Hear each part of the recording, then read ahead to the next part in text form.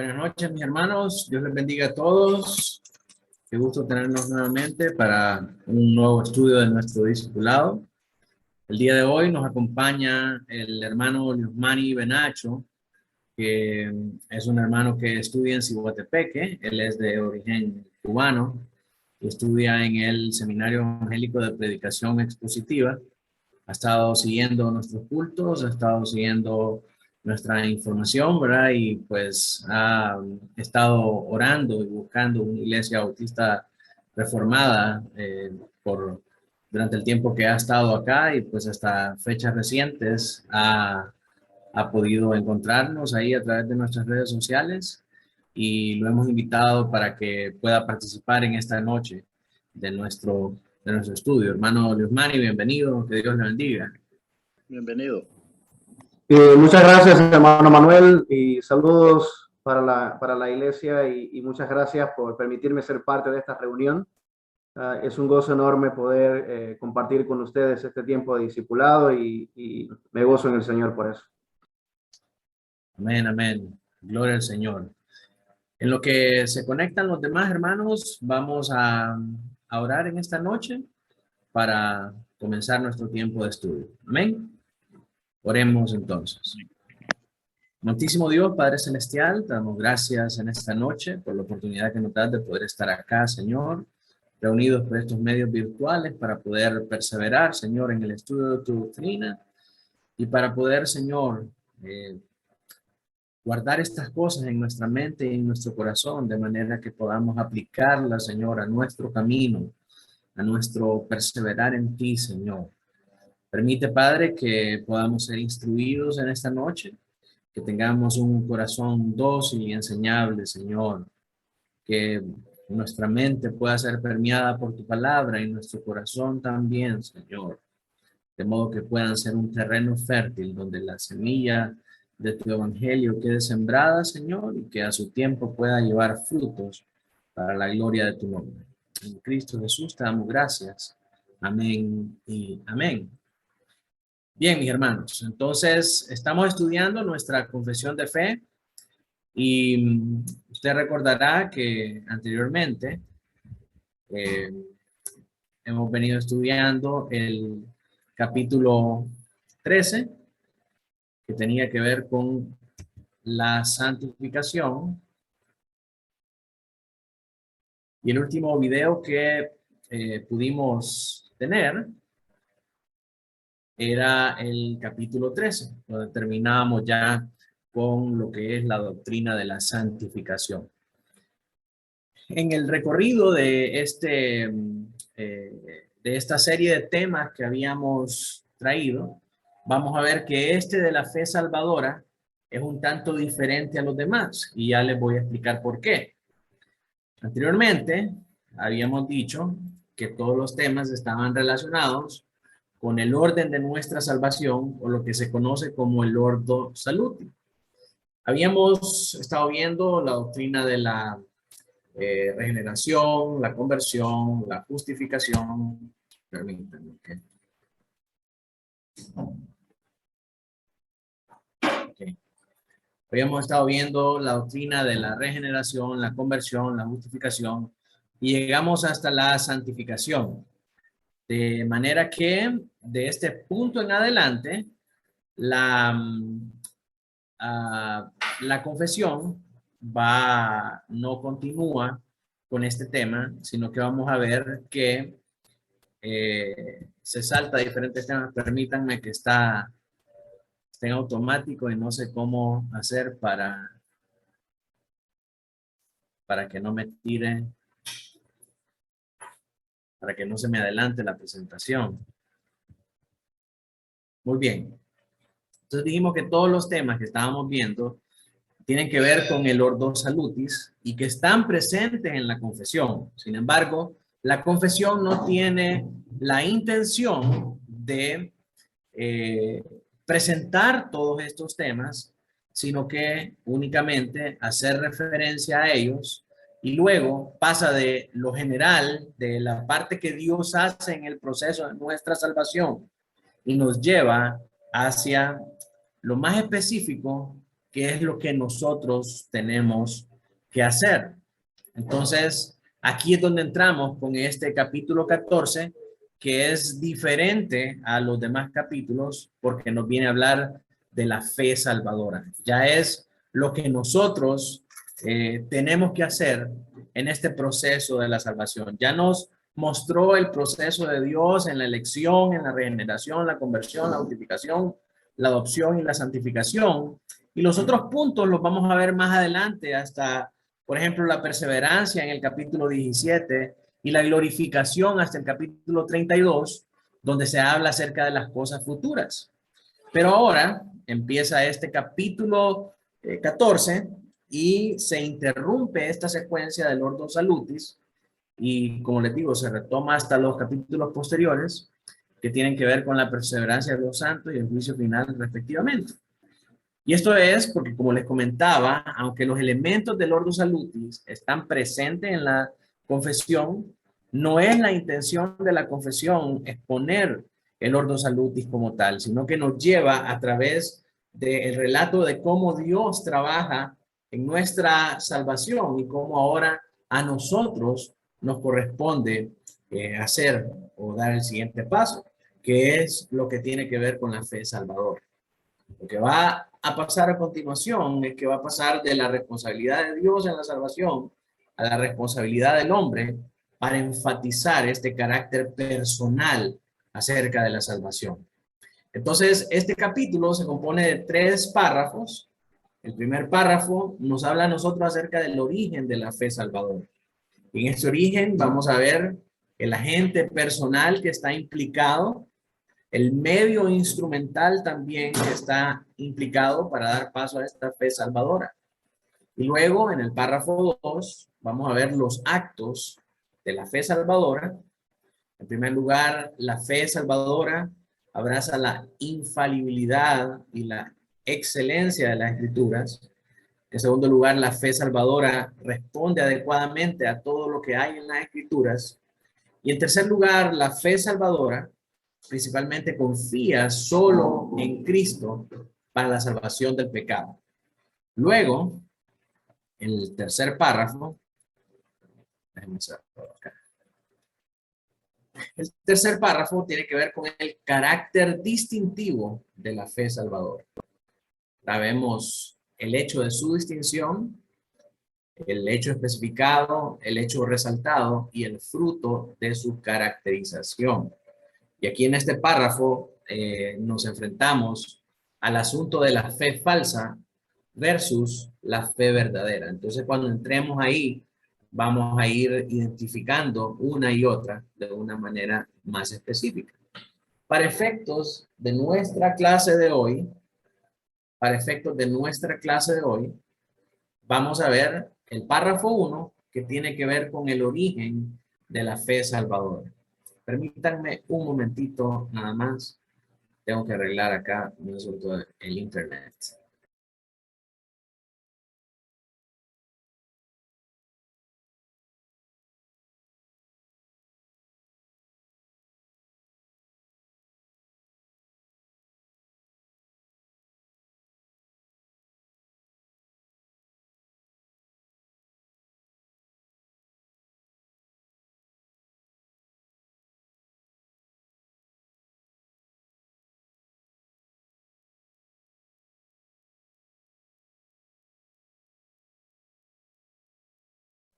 Perdón, mis hermanos, pero es que a causa de los apagones hemos tenido algunos problemas con internet también.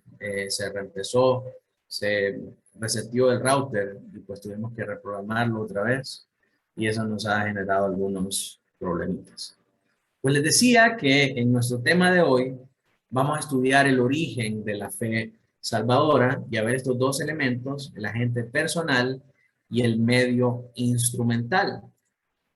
Así que vamos a comenzar con nuestro tema de esta noche, leyendo el párrafo 1. Si me puede ayudar a leer, mi hermano Gerard. Amén. La gracia de la fe por la cual se capacita a los elegidos para creer para la salvación de sus almas es la obra del Espíritu de Cristo en sus corazones y ordinariamente se realiza por el ministerio de la palabra, por la cual y por la administración del bautismo y la cena del Señor, la oración y otros medios designados por Dios. Esa fe aumenta y se fortalece. Amén, amén. Entonces, miremos qué es lo que nos dicen estos dos enunciados de este primer párrafo.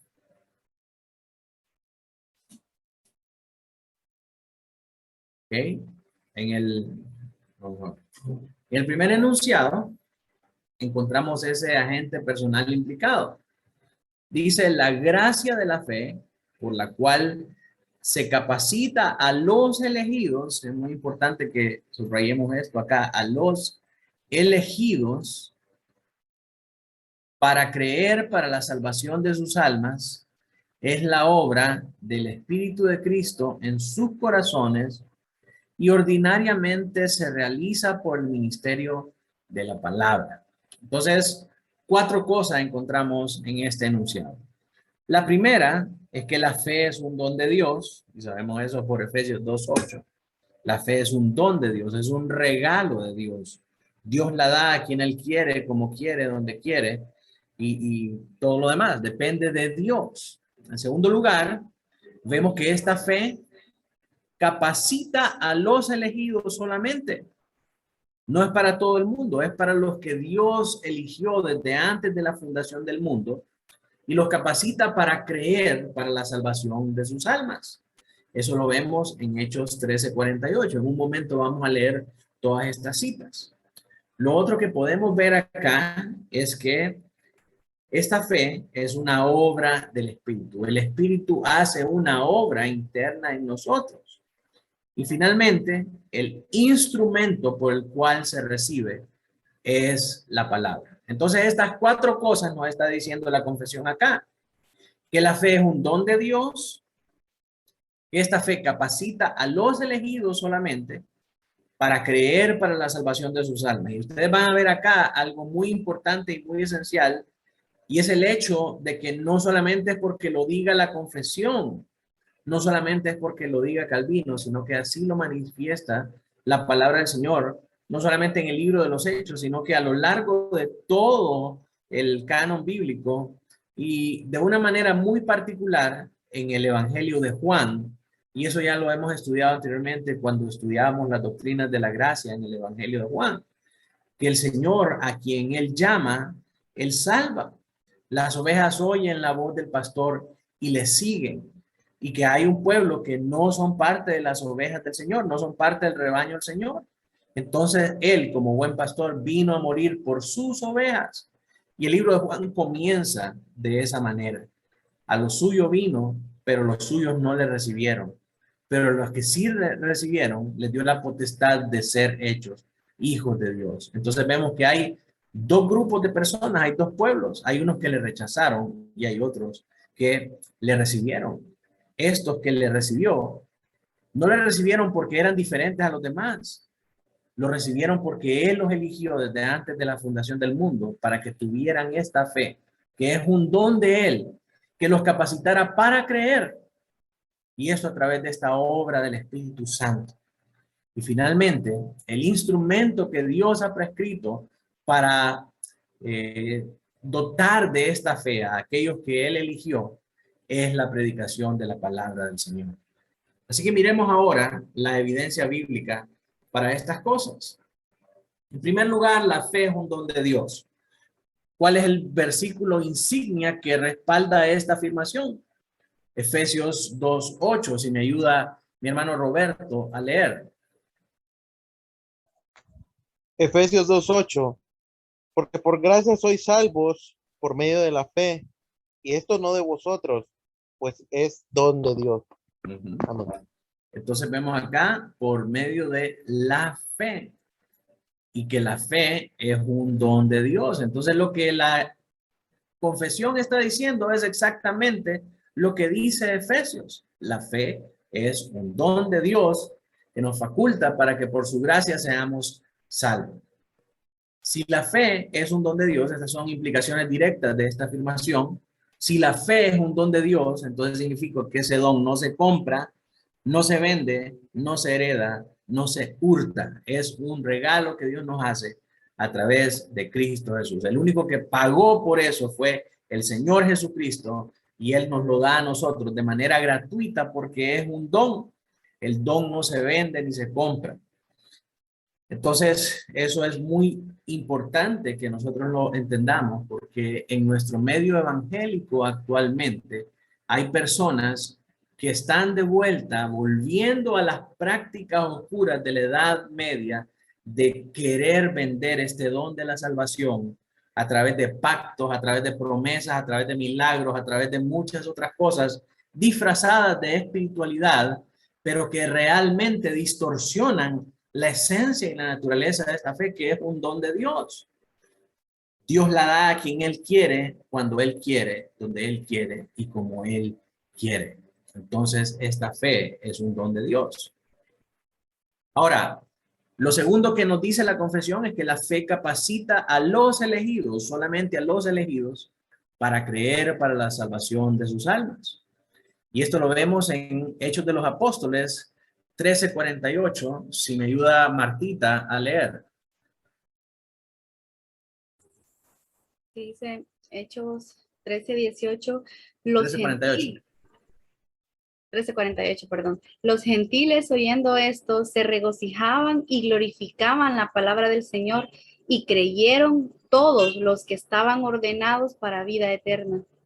Mire qué cosa, todos los que estaban ordenados para la vida eterna. Seguramente ahí habían más personas, pero los únicos que creyeron fueron los que estaban ordenados para la vida eterna. ¿Y quiénes eran esos? ¿Cómo se podían distinguir de entre la multitud? No se podía. El único que sabía de ellos fue el que los eligió, Dios en la eternidad. Ahora, esta palabra creyeron proviene del vocablo griego pisteo, que es tener fe, confianza, certeza y creer, ¿verdad? Cuando se dice que creyeron, en realidad el significado correcto de esta palabra creer es tener fe, es tener esa confianza en, tener esa certeza, tener fe. Cuando nosotros leamos creer o creyeron en la escritura, se refiere a tener fe. Entonces, ¿qué es la fe? Hebreos lo define para nosotros de una manera bien catequética, bien directa, ¿verdad? De manera que nosotros podemos preguntarle directamente a la palabra qué es la fe, y la palabra nos contesta a nosotros sin muchos rodeos y de una manera contundente. La fe es la certeza de lo que se espera y la convicción de lo que no se ve. Entonces, esto nos dice que tener fe va mucho más allá del concepto moderno de tener fe, porque para el mundo de la actualidad, usted le pregunta, ¿tienes fe? Entonces ellos se refieren a, tienen la idea de que tener fe es como ir a un buffet y escoger lo que a uno más le gusta. Y dicen, sí, yo creo en la fe bautista, yo creo en la fe reformada, yo creo en la fe Bahá'í, yo creo en la fe musulmana, yo creo en la fe budista y todo lo demás. Entonces, es un concepto totalmente erróneo de fe. Para otras personas, tener fe es únicamente aquel sentimiento bonito de que, ay, sí, yo tengo fe en mi Jesucito, en que Él es bueno y Él me da todas las cosas que yo quiero. Es como una mariposita en el estómago que me hace decir qué lindo todo lo que tiene que ver con Jesús. Pero realmente eso no es fe. De acuerdo a la definición que nos da Hebreos, involucra algo mucho más profundo que un simple cambio de ánimo, algo mucho más profundo que una manera de pensar o de sentirse. Es una certeza absoluta, que yo estoy completamente seguro que esto es así. Y esta convicción implica un compromiso profundo con esa verdad que yo creo profundamente. Entonces, es algo mucho más allá de nuestros sentimientos y pensamientos. Es un compromiso profundo. Y esta certeza y esta convicción tiene dos raíces, al igual que el arrepentimiento. Y la primera es que es una convicción de la verdad del evangelio. Estamos convencidos de que esta es la verdad del evangelio y que no hay otra cosa más. La fe salvadora es la convicción de que el evangelio es la verdad de Dios. Y luego, la segunda raíz es un compromiso con el Cristo del evangelio. El compromiso significa aquí el acto de confiarnos, confiar nuestra vida, confiar nuestra eternidad en el Señor Jesucristo. Decir que si morimos nosotros ahora, nosotros podemos estar con Cristo por toda la eternidad, porque eso es así, porque esa es la verdad que nosotros creemos. La fe involucra un compromiso del corazón.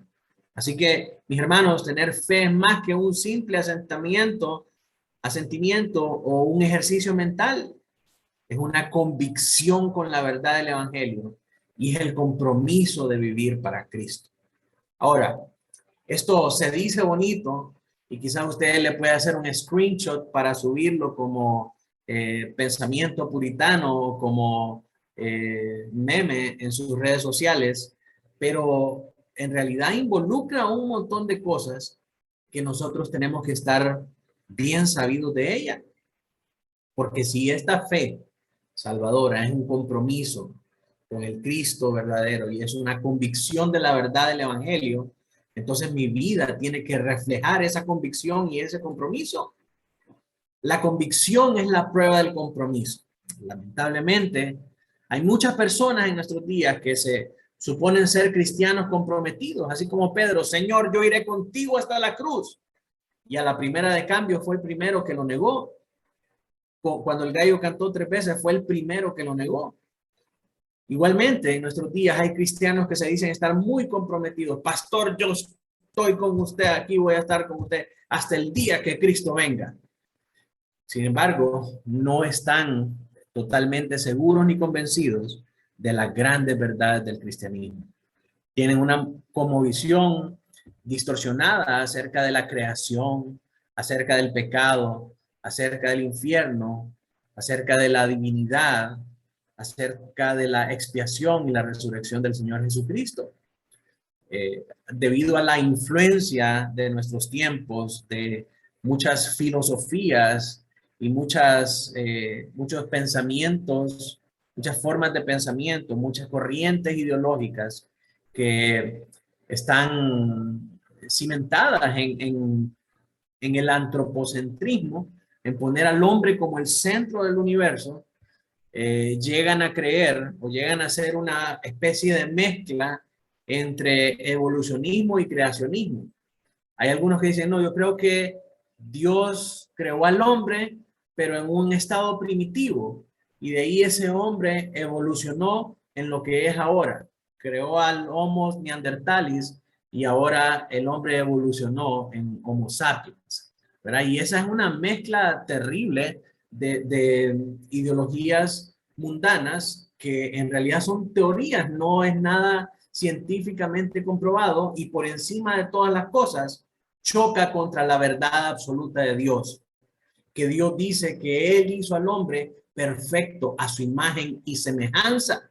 Si nosotros creemos esa verdad con convicción y con compromiso, nada de lo que se dice allá afuera acerca de la creación, acerca de la evolución y acerca de que somos polvos de estrellas y un montón de tonterías debería de afectar nuestra cosmovisión bíblica de la verdad que el Señor dejó en su palabra.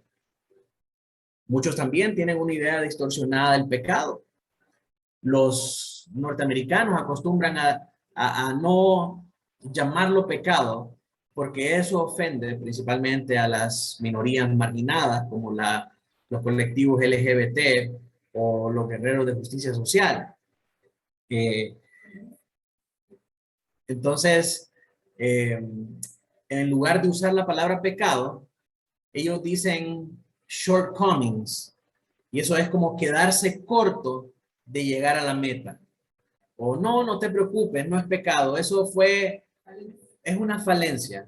O sea, te quedaste corto de hacer lo que tenías que hacer. Pero no te preocupes, hay recuperación, hay un chance más para todos. Así que si no lo cumpliste ahora, puedes tener otra oportunidad para lograrlo. O no le dicen pecado, sino que le dicen error. Eso no fueron pecados, son errores. Errar es humano, enmendar es de sabios y perdonar es divino, dicen, ¿verdad? Y circulan ahí esos pensamientos por la red. Pero no, pecado es lo que la Biblia nos dice que es. Y la Biblia nos dice que es una falla en conformarse a la ley de Dios o transgredir contra ella. Entonces nosotros no podemos permitir que el mundo nos impregne su cosmovisión de estas cosas, sino que tenemos que ser influenciados por la verdad de Dios. Y si nosotros tenemos fe verdadera, esa fe verdadera nos va a llevar a tener un compromiso absoluto y una convicción verdadera de que lo que Dios dice es cierto, y eso se va a reflejar en mi vida. Se va a reflejar en la manera en cómo yo vivo. ¿Cómo se refleja eso en la manera en que yo vivo? En que si yo creo que el pecado es lo que dice la Biblia y no un shortcoming, no un quedarse corto, no un error o una enfermedad, como muchos dicen ahora, ¿verdad? Muchos quieren enmascarar el pecado en una careta de enfermedad. No, es que yo soy explosivo, yo soy peleonero porque tengo un desorden bipolar. Y en nombre de ese desorden bipolar hay que estarle aguantando todas las malcriadezas. Y eso no es así, es simple y sencillamente que tiene un pecado de orgullo y está siendo contencioso y la Biblia condena ese tipo de actitudes. Pero si para mí la verdad de la Biblia, la verdad de Dios es la verdad absoluta, entonces yo tengo que condenar esas cosas y llamar pecado al pecado. No tratar de ponerle una capa de azúcar o de miel para que sea más digerible para todos. O sea, la manera en cómo nosotros percibimos la fe tiene que afectar la manera en cómo nosotros vivimos para Dios. Asimismo, el concepto de Dios. Para muchas personas, Dios solamente es un espíritu, una fuerza, Dios está en todos lados, todos son Dios, Mahoma, Alá, perdón, es Dios, Vishnu, todas esas deidades orientales son Dios. Lo que cambia es la manera en cómo adoramos. Y no es cierto, la Biblia dice solo hay un Dios único y verdadero. El Padre, el Hijo y el Espíritu Santo, los tres son Dios y los tres son un solo Dios.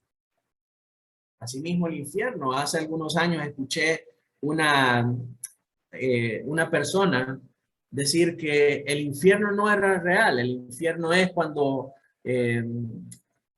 ha sido malo y entonces experimenta grave calamidad acá. Y asimismo decía que el fin del mundo no va a llegar. El fin del mundo es cuando te mueres. Ese es el fin del mundo para ti. Y eso no es así. La Biblia no nos dice eso. La Biblia nos dice el infierno es real. El fin del mundo es cuando el Señor Jesucristo vuelva por su iglesia, venga a juzgar a este mundo, a condenar a los malos, a recompensar a los buenos, a destruir esta tierra y hacer cielo nuevo y tierra nueva. Eso es lo que dice la Biblia y eso es lo que creo yo. Pero pastor, eso suena como a fantasías animadas de ayer y hoy, es como un cuento de hadas. Puede sonar, pero nuestro Dios es grande, nuestro Dios es poderoso. Y si fuera un cuento de hadas, piense usted por un momento, ¿por qué tantas personas a través de la historia estaban dispuestos a morir por ese cuento de hadas? ¿Cuántos mártires en la arena romana murieron por estas verdades? Nadie da su vida por un cuento de Pinocho, por un cuento de la Cenicienta o de cualquier otro de los cuentos de los hermanos Grimm o de Hans Christensen. Nadie pone su vida y está dispuesto a arriesgar su vida y la de su familia por un cuento de hadas de esos. ¿Y por qué por la Biblia así? Porque a nosotros se nos ha revelado por medio del Espíritu que es la verdad absoluta del Dios vivo y verdadero. Y si nosotros creemos eso, entonces tenemos que vivir acorde a eso.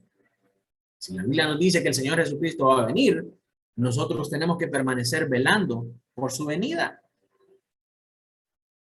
Así que el compromiso de las personas que han permitido que otras filosofías y otros pensamientos ajenos distorsionen su fe, ese compromiso es falso y no puede conducir a un andar válido, duradero y verdadero en el camino de Cristo. El compromiso es la prueba de la convicción. Si alguien dice creer en la Biblia, su vida debe ser radicalmente alterada por sus verdades. No puede creer la Biblia y seguir siendo un marihuanero. No puede creer la Biblia y seguir siendo un alcohólico. Su vida tiene que ser radicalmente alterada por estas verdades. Estas conducirán a un compromiso de todo el alma con Cristo como Salvador y Señor. Si no es así, hermanos, su fe es una farsa. Su fe es tan vana y superficial como aquella doñita en el mercado que dice, sí, yo tengo fe, yo tengo fe, yo tengo fe, pero después de decir yo tengo fe, se va a comprar la diaria para ver si se gana la lotería. Así de trivial y así de superficial puede llegar a ser nuestra fe si en realidad no hay un compromiso profundo que se evidencia si no hay una convicción profunda que se evidencia en un compromiso para vivir conforme a estas verdades. En tercer lugar, nos dice la confesión que la fe es una obra del Espíritu. ¿De dónde saca eso la confesión? Segunda de Tesalonicenses 2:13, si me ayuda Aline a leer.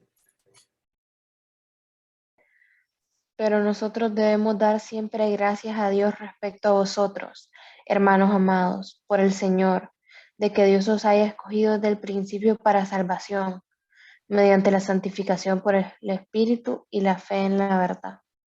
Sí, aquí vemos entonces la obra del Espíritu en traer esta fe en verdad. ¿Sí? Lo que la confesión dice no está separado de lo que nos dice la Escritura. La fe es efectivamente una obra del Espíritu Santo. Y recordemos que cuando en Jeremías 31 se introduce por primera vez el pacto de gracia, lo primero que el Señor dice es que cambiará nuestro corazón de piedra, insensible, incapaz de responder a los afectos espirituales, y nos dará un corazón de carne y hueso que pueda amar su ley de una manera voluntaria. Entonces ese cambio de corazón es la obra del Espíritu que nos permite tener esta fe y que nos permite obedecer a la verdad de Dios. Si el Espíritu no hace esta obra sobrenatural en nosotros, nosotros no tendríamos la capacidad para responder a estos afectos de parte de Dios. Por lo tanto, la fe es una obra del Espíritu. Otro versículo que nos habla acerca de eso, Primera de Pedro 1:2. Si me ayuda Carlota a leer.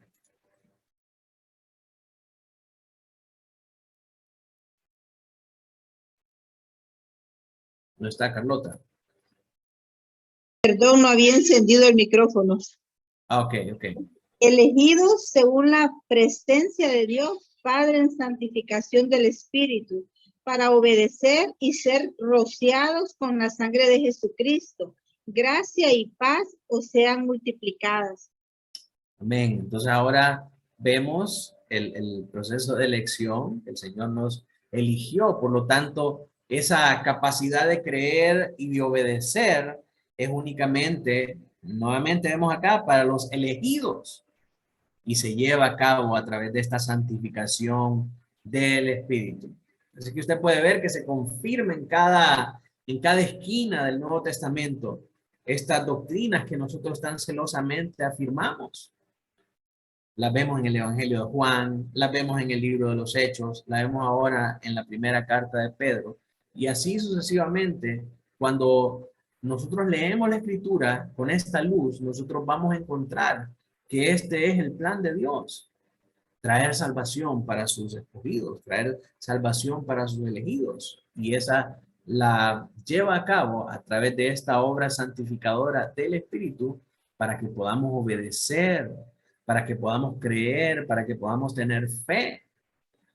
Así que, nuevamente, lo que la confesión dice está perfectamente alineado con lo que las escrituras nos están mostrando a nosotros.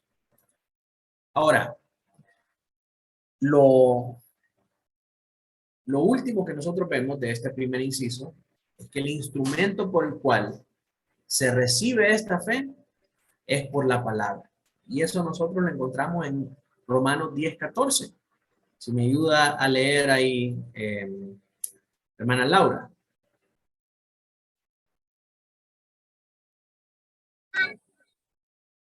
¿Cómo pues invocarán a aquel en el cual no han creído?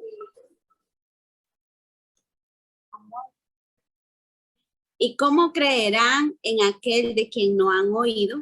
¿Y cómo oirán sin haber quien les predique? Verso 17. Sí que la fe es por el oír y el oír por la palabra de Dios. Amén. Este es otro verso contundente. No hay nada más que decir. Pablo dice a los romanos, la fe viene por el oír, pero no oír cualquier cosa, sino que oír la palabra de Dios. Así que el instrumento por el cual se recibe la fe es por la palabra de Dios predicada.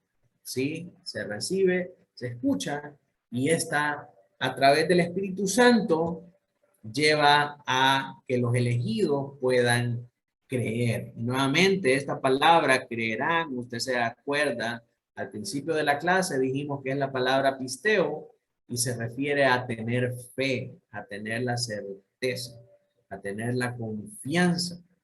¿Cómo van a tener fe si no han oído el mensaje? ¿Y cómo van a oír sin que haya alguien que les predique? Entonces es la palabra predicada la que produce esta fe a los elegidos por medio del Espíritu Santo. ¿Ves? Todas estas cosas están íntimamente relacionadas entre sí. Entonces, el instrumento por el cual se recibe la palabra es la fe, perdón, es la predicación de la palabra. Y ahí no hay nada que decir porque aquí está claro. Esta es una de esas verdades inobjetables que nos presenta la Escritura. Así que eso es en cuanto al primer inciso. Vimos que la fe es un don de Dios que faculta a los elegidos para creer en la salvación de su alma. Vimos también que, déjenme recordar acá, que es una obra del Espíritu y finalmente que el instrumento por el cual se recibe esta fe es la palabra. Eso nos dice el primer inciso de este párrafo 1. Ahora miremos el instrumento, el medio instrumental aplicado. Este es el segundo inciso de este párrafo 1. Si me puede ayudar, mi hermano Liosmani, a leer el inciso 2 del párrafo 1. Ok. Por la cual y por la administración del bautismo y de la cena del Señor, la oración y otros medios designados por Dios, esa fe aumenta y se fortalece. Amén. Entonces, ¿qué nos está tratando de decir la confesión en este segundo inciso del párrafo 1? Que la fe salvadora puede estar presente en la vida del creyente en un mayor o menor grado sin que él se dé cuenta a veces y otras veces sí estando apercibido de esta. Por lo tanto, esta fe puede ser incrementada por estos medios instrumentales que el Señor nos puede dar. Pero pastor, ¿en qué se basa usted para decir tales cosas? Que la fe puede ser corta o puede ser grande. Bueno, definitivamente cada inciso, cada enunciado de la confesión apunta hacia su respectivo versículo bíblico que apoya esa afirmación. Usted recordará, por ejemplo, cuando leemos Lucas 17, 5 al 6, que los apóstoles piden al Señor que les aumente la fe. ¿Por qué razón? Porque su fe estaba languidecida. Entonces, esta fe, aunque puede estar presente, ¿sí? Necesita un crecimiento. Mire lo que dice acá Lucas 17 del 5 al 6. Si me ayuda Lucas a leer Lucas. Ok. Lucas 17, 5 al 6. Dijeron los apóstoles al Señor, aumentanos la fe. Entonces el Señor dijo, si tuvieras fe como un grano de mostaza, podríais decir a ese sicómoro, desarráigate y plántate en el mar, y os obedecerá. Perdón. Amén. Entonces miren qué cosas. El Señor les está diciendo que si la fe de ellos fuera de la medida de un grano de mostaza. Ahora, piensa por un momento en cómo es un grano de mostaza. Un grano de mostaza es minúsculo, casi imperceptible al ojo humano, ¿verdad? Pero podemos tener podemos visualizarlo todavía. No está a nivel microscópico. Pero imagínense que el Señor les dice, si tuvieras, aunque sea de esta manera, tu fe, podría hacer muchas cosas. ¿Qué quiere decir eso? Que la fe de los apóstoles estaba, y de los apóstoles del Señor Jesucristo, no de cualquier persona, estaba de una manera, de un tamaño mucho más minúsculo que un grano de mostaza. Sí, el Señor les dice, es necesario que tengan esta fe.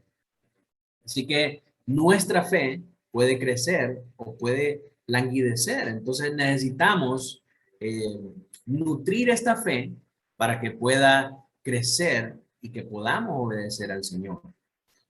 ¿Cómo hacemos eso? ¿Cómo aumentamos la fe, pastor? Hechos de los Apóstoles 20:32. Si me ayuda mi hermano Ludwig. Amén. Hechos de los Apóstoles 20:32. Y ahora, hermanos, os encomiendo a Dios y a la palabra de su gracia, que tiene poder para sobreedificaros y daros herencia en todos los santificados. Amén. El otro verso también. Solo ese. Ese está bien.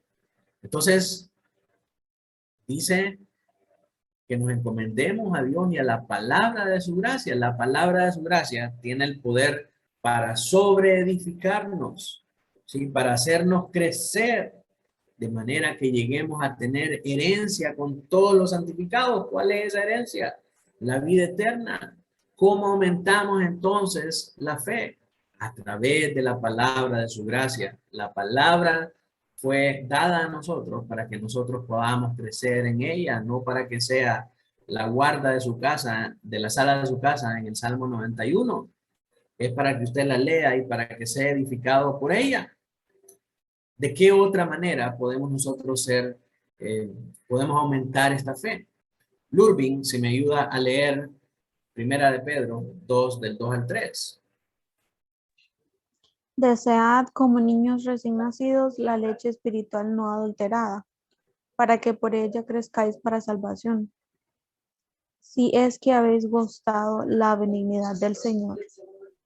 Amén. Dice, desead como niños recién nacidos la leche espiritual no adulterada, para que por ella crezcáis para salvación, si es que habéis gustado la benignidad del Señor. Esta es una referencia al Salmo, creo que es el Salmo 34:8, que dice, gustad y ved que es bueno Jehová.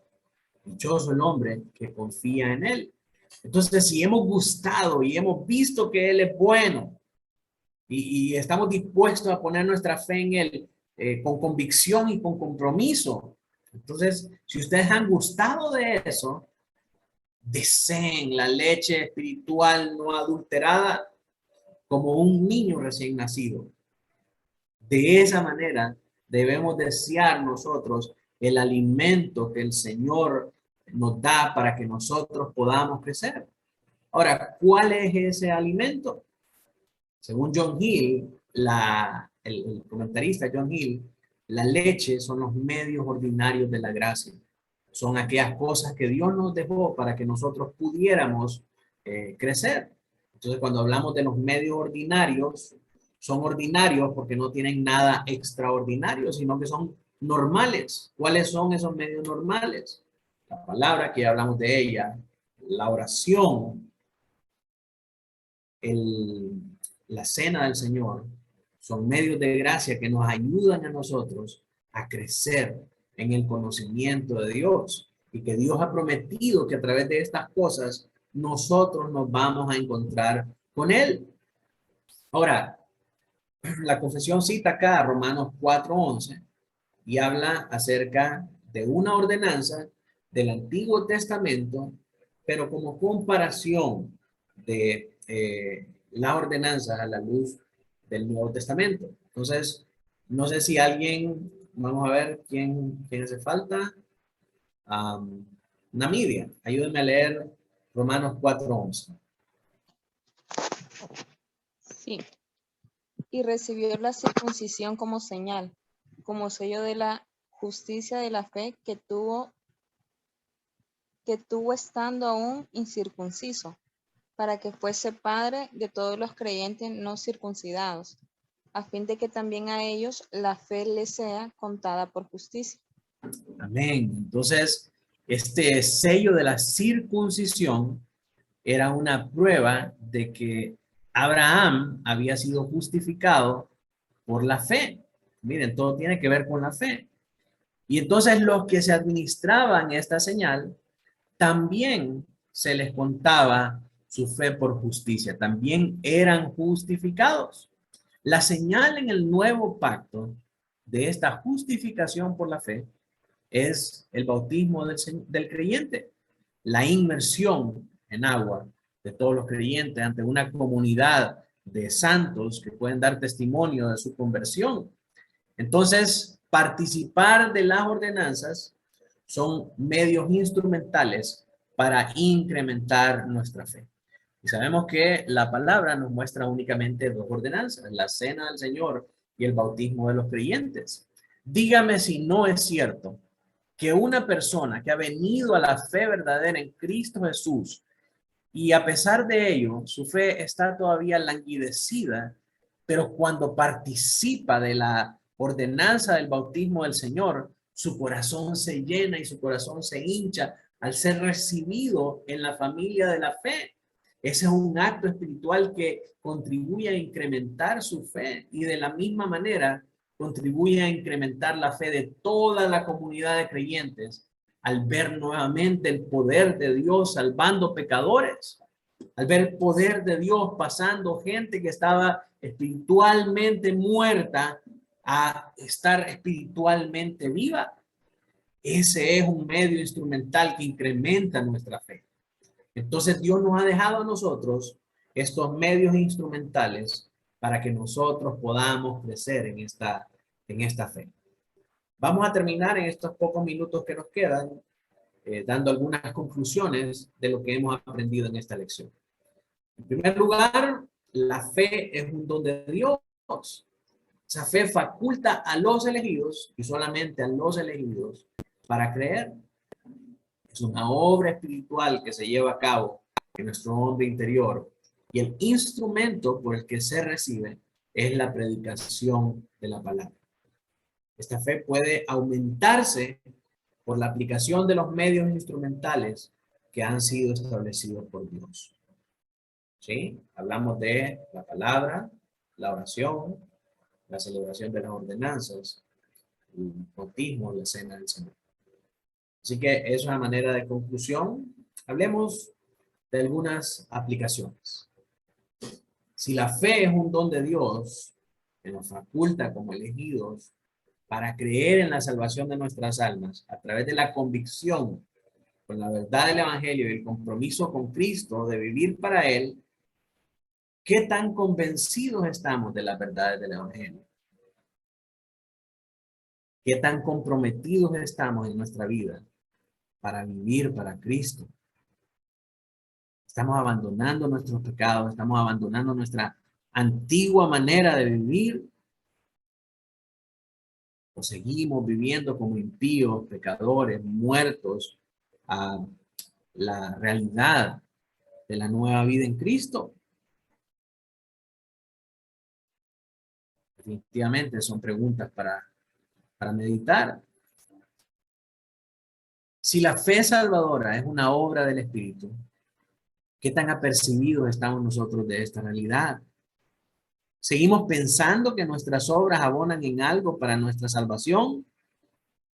Si recibimos la fe salvadora por una oración prescrita como la oración del pecador, nuestra confianza entonces está en nuestras obras y no en esa fe. Esta tarde leía una cita del pastor Sugel que decía, nuestra confianza no está en nuestra fe. Nuestra confianza está en aquel que nos dio la fe. Efectivamente, así tiene que ser. La fe es un resultado de aquel que hace la obra en nosotros. No tenemos fe ni tenemos la salvación por una oración que hicimos, porque somos buenos, porque somos diferentes a los demás, porque Dios vio algo especial en nosotros. No, fue puramente por el mero afecto de su voluntad y su gracia soberana para escogernos y para mostrarnos su amor y su misericordia. No depende de nada que nosotros hagamos. No depende ni siquiera de que nosotros fuimos tan piadosos y tan justos de aceptarlo a Él, sino que fue porque Él nos dio fe a nosotros para creer. Y ahora porque hemos creído, Él hace esa obra espiritual en nosotros. El Evangelio de Juan nos dice lo siguiente. Juan 1, del 12 al 13. Mas a todos los que le recibieron, a los que creen en su nombre, mire que esto es muy importante que lo miremos, porque los que le recibieron no fueron los que hicieron la oración del pecador, sino que los que creyeron en su nombre. Y usted ahora, que ya es un experto en los términos griegos para fe, puede ver que creer es tener fe. O sea, ¿quiénes son los que reciben a Cristo? No son los que pasan al frente del altar, no son los que hacen la oración del pecador, sino que son los que ponen su fe en Él. Son los que ponen su fe en su nombre. Y a estos, Él les dio la potestad de ser hechos hijos de Dios. A estos que creyeron, a estos que ponen su fe en Él. Entonces deje de andar diciendo de que todos somos hijos de Dios y todos nos vamos a ir al cielo. Porque a los únicos que el Señor les ha dado la potestad de ser hechos hijos de Dios es únicamente aquellos que le recibieron por haber puesto su fe en Él. Y esos no son todos los hombres, sino que ya vimos que únicamente aquellos que Él eligió para que creyeran en Él. Y estos no son engendrados, o sea, no vienen a ser por estas tres cosas. No vienen a ser por sangre, no vienen a ser por voluntad de carne, ni vienen a ser por voluntad de varón. ¿Qué significa eso?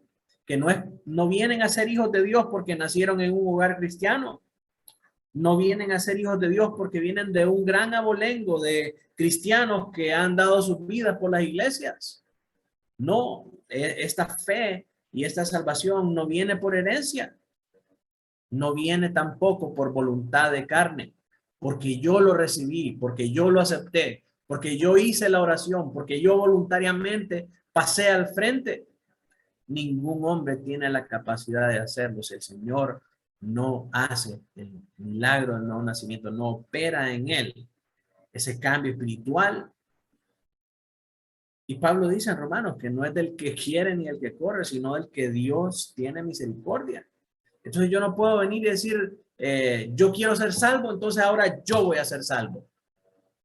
Yo tengo que clamarle a Dios misericordia para que Él me permita ser salvo y nacer de nuevo. Y entonces cuando Dios en su voluntad soberana hace eso, nosotros experimentamos lo que es el nuevo nacimiento. Y dice el tercero que no sucede tampoco por voluntad de varón. No es porque venga un apóstol, un profeta o un siervo de Dios y te diga, tú eres nacido de nuevo en esta hora. No es así. Juan es claro y dice, únicamente de Dios. Únicamente de Dios. Así que no es por sangre, no es por voluntad de carne, ni por voluntad de varón, sino solamente por la gracia y la misericordia de Dios. Entonces, si tú ya eres creyente, quiero hacerte estas preguntas a ti. ¿Cómo está tu fe en estos días? ¿Está, aunque sea del tamaño de un grano de mostaza? Y si está así o menos, ¿qué estás haciendo para que Dios aumente tu fe? Si la respuesta es nada, ¿cómo esperas que Dios la aumente mágicamente? Si Él nos ha dejado los medios instrumentales para poder hacer crecer nuestra fe. Y Él ha dicho específicamente que no es por recibir una habilitación, no es por un rompimiento en los cielos, no es por una unción especial, no es por embarrarte de aceite, no es por echarte vino, no es por echarte sal, no es por ninguna otra de esos, por ningún otro de esos rituales supersticiosos. Es únicamente a través del esfuerzo diligente, consciente, voluntario de ejercitarte en los medios instrumentales. Y termino con esa exhortación simple. Si Dios nos dejó medios instrumentales para aumentar nuestra fe, entonces es nuestra responsabilidad ocuparnos diligentemente de ellos sin excusas. Ay, pastor, es que no me queda chance. Pastor, yo no tengo el tiempo suyo para estar leyendo la Biblia todo el día. Pastor, yo tengo otras cosas que hacer. Eclesiastés dice, para todo hay tiempo. Como dice John Piper, es una de mis citas favoritas. El hecho de que tengamos redes sociales es para dar testimonio en el día de Cristo que si no leímos, que si no oramos, no fue por falta de tiempo. Porque tenemos tiempo para postear un meme, tenemos tiempo para compartir, tenemos tiempo para ver los TikTok, tenemos tiempo para ver todo lo que pasa en las redes sociales, pero no tenemos tiempo para ejercitarnos en los medios de la gracia. No tenemos tiempo para ejercitarnos en las disciplinas espirituales. ¿Se da cuenta? Necesitamos trabajar en estas cosas. Si realmente tenemos esa fe salvadora que nos ha pasado de muerte a vida, porque tener esa fe involucra convicción e involucra compromiso con la nueva vida en Cristo. Pero si usted dice que tiene fe, que ha nacido de nuevo y se la pasa haciendo cualquier otra cosa, menos las cosas que tienen que ver con perseverar en la fe, entonces su fe, como vimos anteriormente, es una farsa. Usted está viviendo una careta de cristiano. Usted está jugando a ser iglesia. Y a mí me puede engañar a los hermanos, pero en el día de Cristo esa careta se le va a caer. Y no hay nada más triste que eso, mis hermanos. Debemos ocuparnos de leer la palabra de una manera sistemática y sustancial, de una manera que realmente aporte a nosotros un crecimiento. Acuérdese de lo que dice Pablo, desear la leche no adulterada como niños recién nacidos. Usted ha visto cómo un niño recién nacido llora porque le den su lechita. Hace un escándalo y no puede estarse tranquilo. De esa manera debemos desear nosotros los medios de gracia que el Señor nos ha dado para crecer y para acercarnos a Él. Debemos orar todos los días de manera personal, matrimonial y familiar, así como también participar de las instancias de oración de nuestras iglesias. Y de la misma manera tenemos que congregarnos siempre y participar de las ordenanzas que el Señor nos ha mandado a celebrar, del bautismo y de la cena del Señor. No, pastor, es que yo no voy a la cena porque todavía no la puedo tomar porque no soy miembro.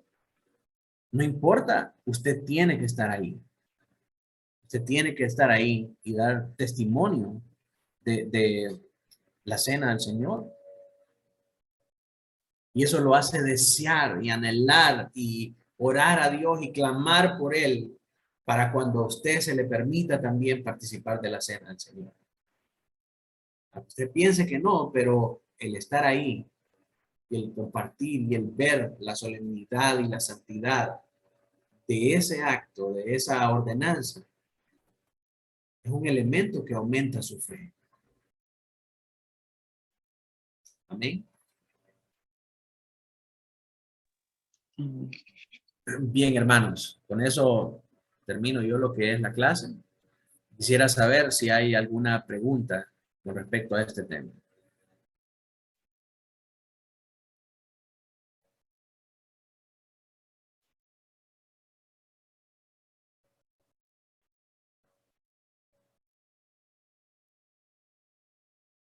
Todo claro, pastor. ¿Todo claro? Todo al Escaló. 100. Amén, amén. Le escaló la exhortación. Gloria al Señor, hermanos, por su palabra. Nos recuerda, ¿verdad? Una y otra vez cuáles son nuestras responsabilidades. Si hemos recibido esta fe, entonces tenemos que vivir con el compromiso y con la convicción que esta verdad demanda de nosotros, mis hermanos. Amén. Usted va por la calle y usted le pregunta a la gente, ¿usted tiene fe? Y todo el mundo le va a decir que tiene fe. Todo mundo es cristiano en Honduras. Todo el mundo es cristiano en San Pedro Sula. ¿Verdad? Pero si usted le pregunta qué es tener fe, aplazados todos. Usted va a ver su vida, cómo está viviendo teniendo esta fe. Se va a dar cuenta que no es nada. Su fe no es nada, es únicamente una decoración. Entonces, nosotros como cristianos, conocedores de esta verdad, no tenemos que enarbolar ese mismo estilo de vida.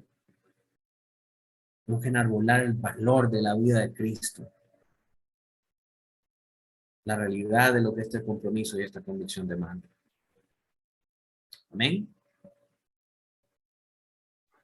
Amén. Una de las cosas que miramos, le mencioné yo en la clase de membresía el lunes anterior, estábamos hablando sobre la fe como ese medio, y hablando un poco sobre lo que usted mencionó por último, el pasaje que dice que de creer no es simplemente en algo como al aire, ¿verdad? Hay muchas maneras de creer según las formas del mundo. La Escritura dice que los demonios creen y tiemblan. Sí, es. Pero eso no significa que son salvos, ¿verdad? Ellos están condenados. Sin embargo, la misericordia de Dios no condenó a esa masa de personas que la ha determinado salvar.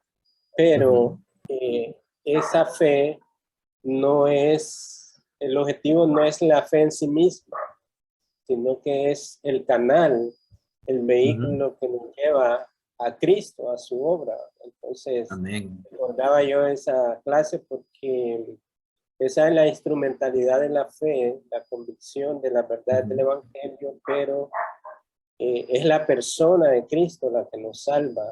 Amén, amén. Debemos tener ambas cosas, son esenciales, ¿verdad? Amén. Amén.